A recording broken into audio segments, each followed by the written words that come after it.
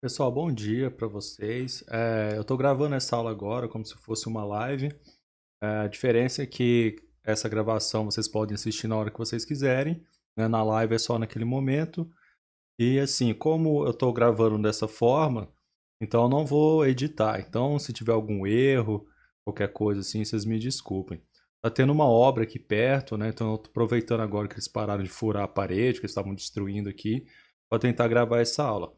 Então, o meu intuito nesse patch 3 é agir da mesma forma que eu estava fazendo nos outros dois patches, que é justamente uma aula mais curta e mais objetiva, visando a apostila aí do patch que vocês têm que fazer. Então, o que eu fiz? Eu dei uma lida agora no texto, disse algumas coisas, vou fazer alguns comentários do texto que está na apostila de vocês e alguns comentários sobre os exercícios. Então, vamos lá?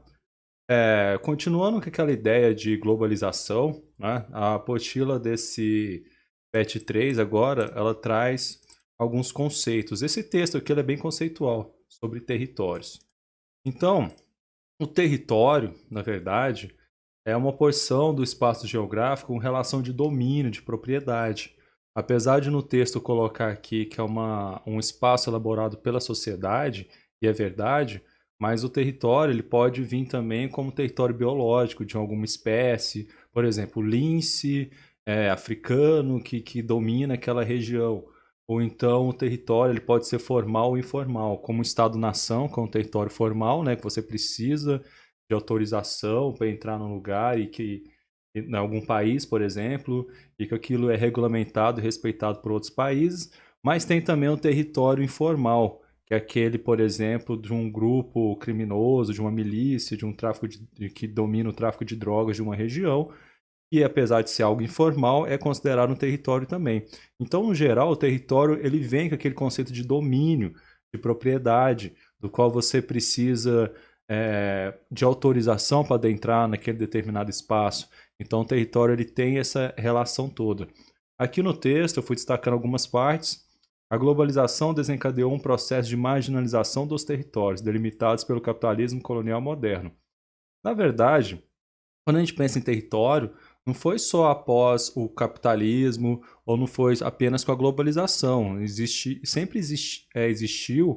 essa relação de diferenças, de dicotomia, de marginalização dos territórios desde a época da Idade Média, na Europa, a gente for pensar, durante o Império Romano. Né? O caso da Idade Média é só lembrar dos feudos, né, dos castelos e daquelas pessoas que viviam marginalizadas fora do castelo. Então isso sempre existiu, na verdade.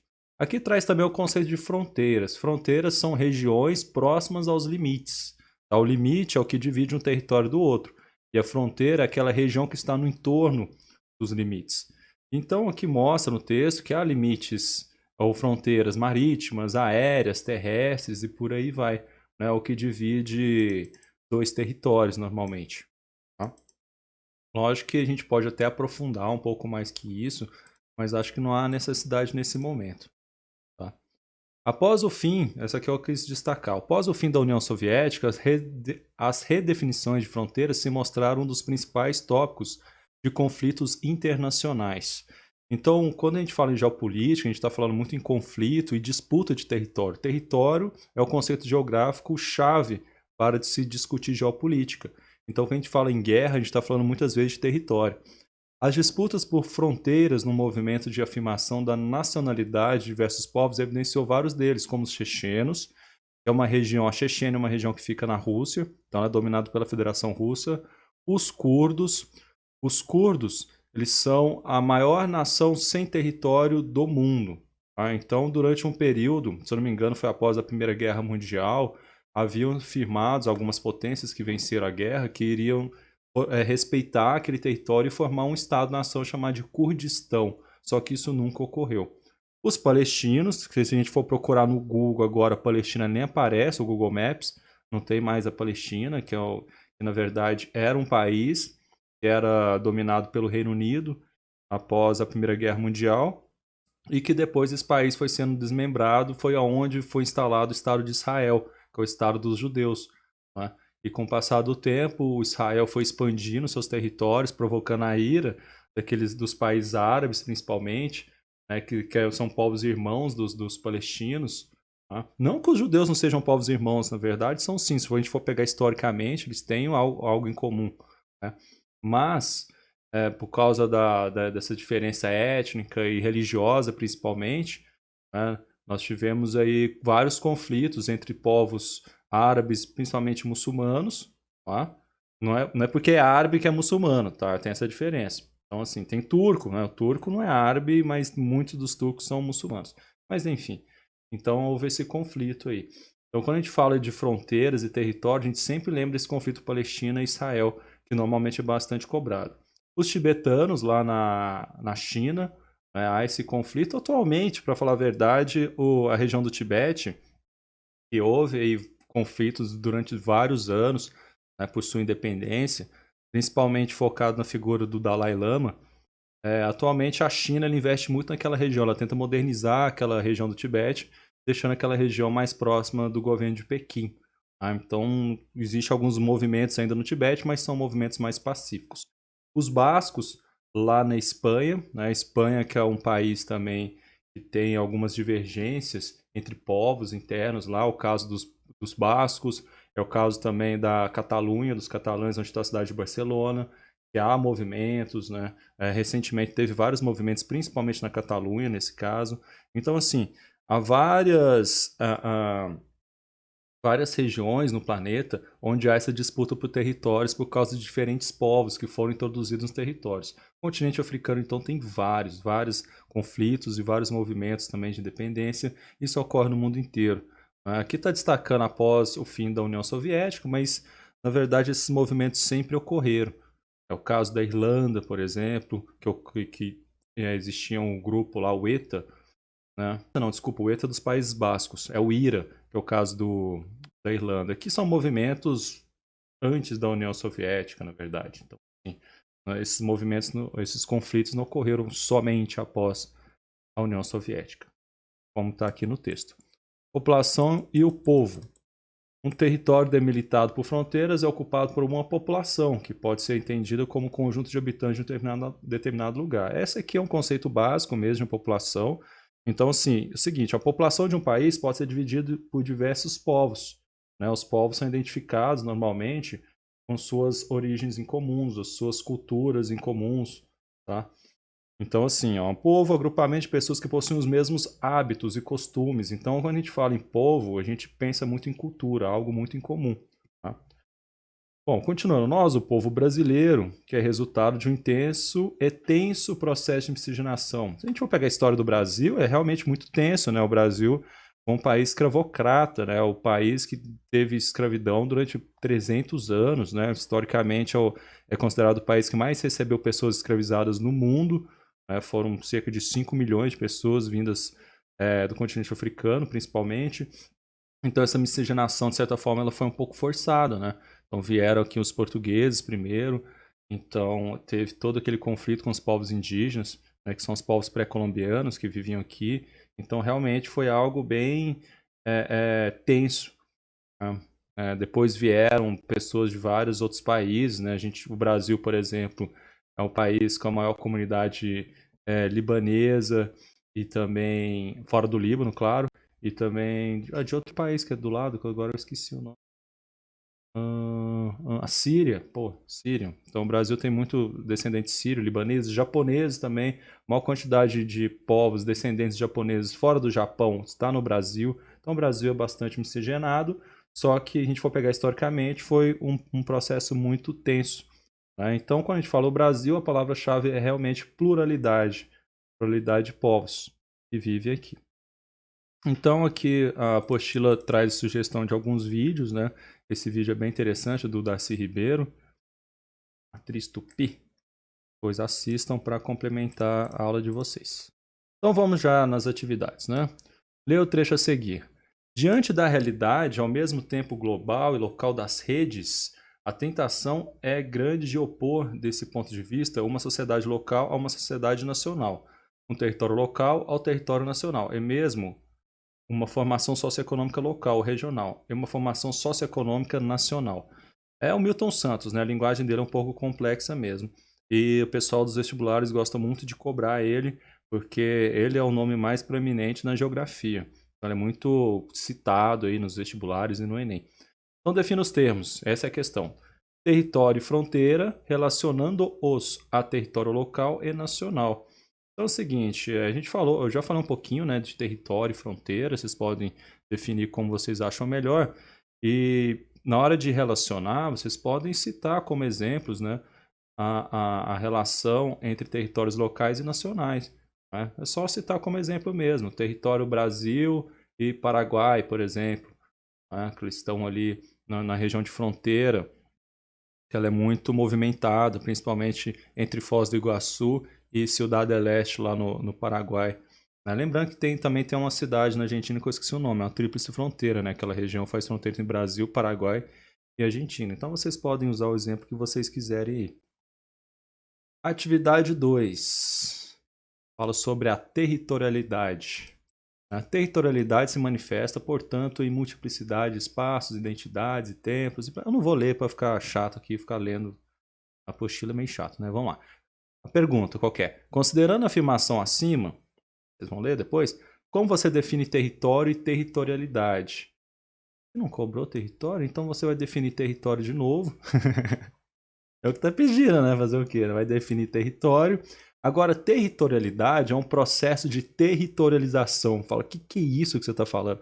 Na verdade é o seguinte, território não é uma relação de domínio do espaço, então territorialidade é uma relação entre territórios, certo? Então a gente pode pensar assim em escalas maiores, né, de territórios. Vamos pensar nos Estados Unidos, por exemplo. Os Estados Unidos tem uma grande influência no continente americano inteiro.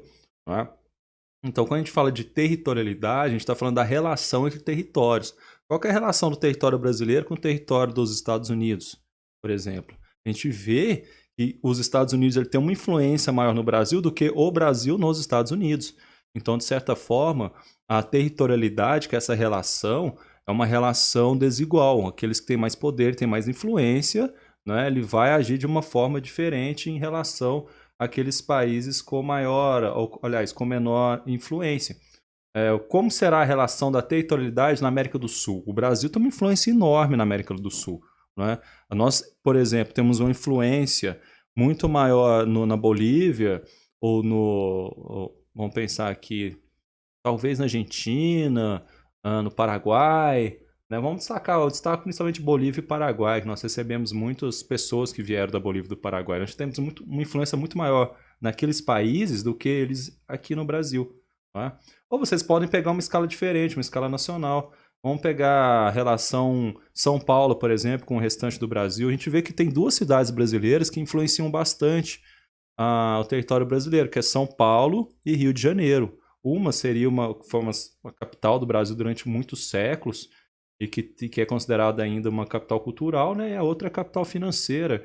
São Paulo, que é a quarta maior cidade do mundo, é a maior cidade do continente americano, então, obviamente, ele vai ter uma influência muito grande. Né?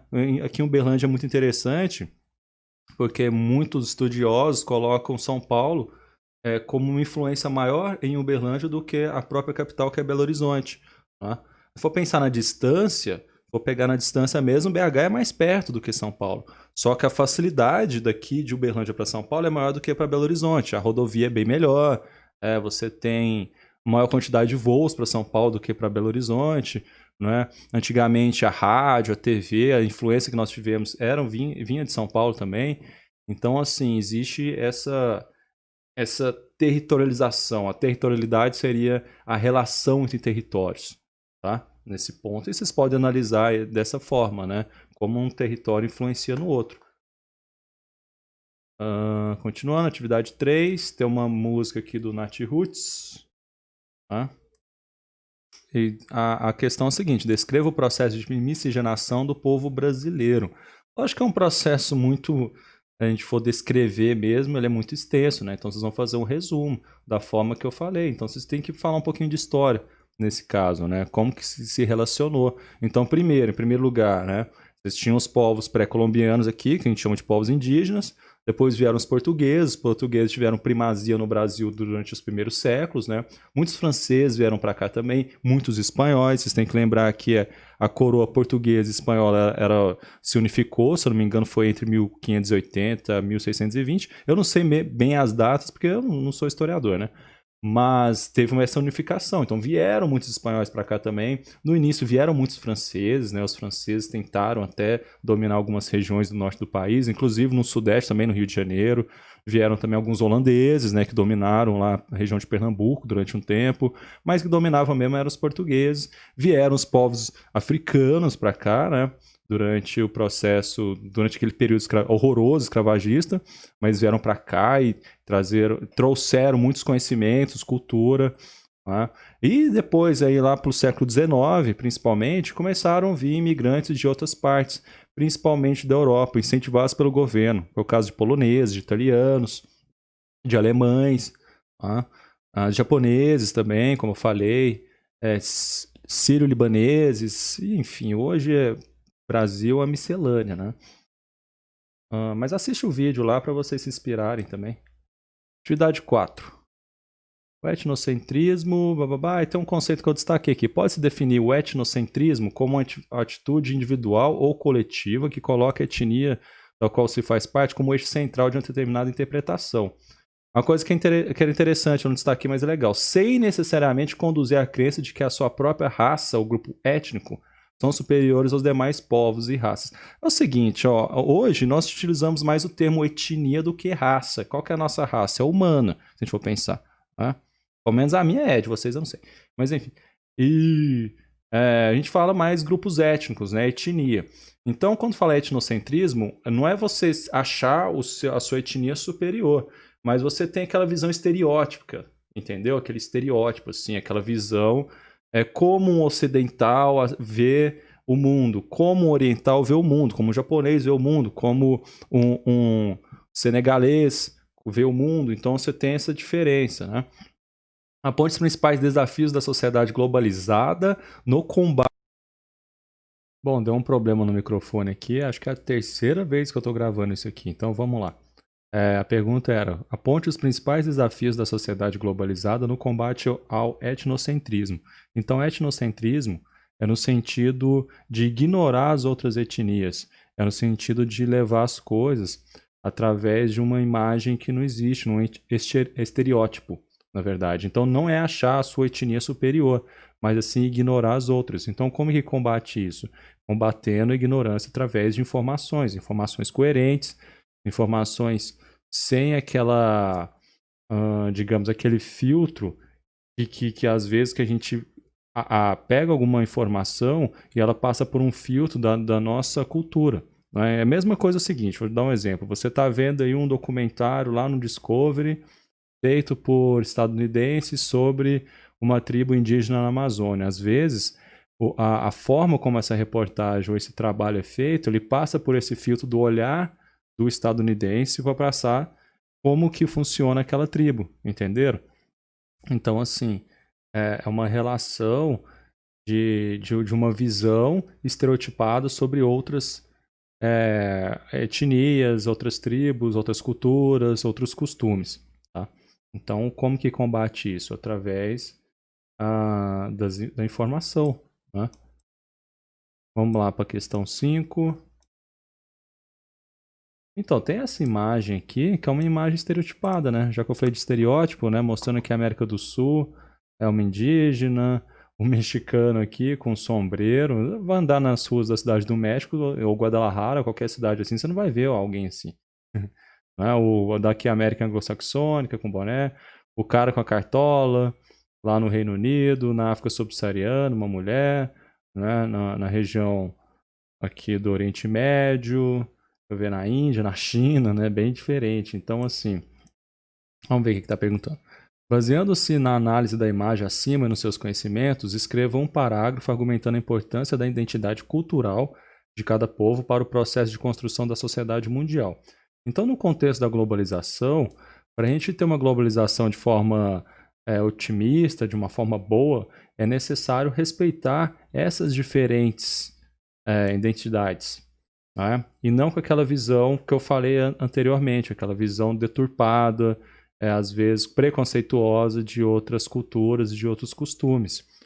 Basta dar o exemplo da nossa história, né? Os europeus colonizaram em boa parte do planeta Terra, colonizaram a América, a África e o continente asiático, utilizando aquele pretexto de que nós, né, que somos superiores, vamos trazer a civilização para vocês. A ideia é acabar com o paganismo para que vocês possam ser mais civilizados como nós. Esse era o discurso, mas a gente sabe que eles estavam buscando mesmo por riquezas, né? Cada império ali queria dominar uma área maior ou então, digamos assim, manter aquele que eles tinham, né?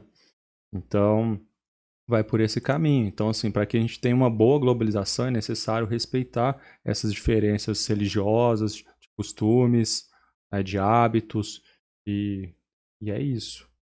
Vamos ver se tem mais um aqui. Não, por enquanto é isso, semana 2, tá? Eu lembro como eu gravei esse vídeo 3 vezes, você tá vendo uma agora porque, né, tinha dado problema aqui no sistema. Mas tem algumas perguntas, alguns comentários que fizeram lá no Google Sala de Aula que eu fui ver dias depois, simplesmente porque o aplicativo ele não me mostrava, não notificava. Ele fica me notificando toda hora quando alguém me entrega trabalho atrasado.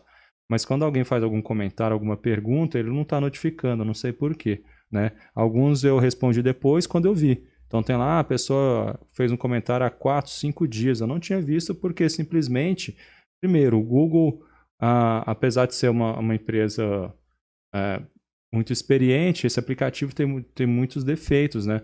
Por exemplo, alguém faz um comentário, aparece lá, fulano me fez um comentário, só que não aparece a turma que é. Então, aí eu clico lá para ver e não mostra o comentário da pessoa. Às vezes, quando eu tô olhando o pet, mandando de volta, tá, quando eu mandar o pet de volta, não precisa me devolver, tá? Se você recebeu, não precisa mandar de novo. Então é o seguinte, eu tô lá e de repente eu vejo um comentário. Eu falei, pô, mas por que não me mostrou o aplicativo? Ele fica me notificando quando as pessoas me entregam o trabalho atrasado, mas não me notifica direito quando há comentários e as perguntas. Então, vocês podem continuar fazendo pelo Google Sala de Aula, mas se quiser pode me mandar por e-mail também. Alguma pergunta. É rafael.pacheco@escolamessiaspedreiro.com. É só você ir no Google Sala de Aula e enviar mensagem. Ele vai como por e-mail para mim. Tá? Ao invés de mandar comentários, você me manda uma mensagem, certo? Bom, então por enquanto é isso. Qualquer dúvida, vocês podem entrar em contato comigo com os canais disponíveis e até a próxima.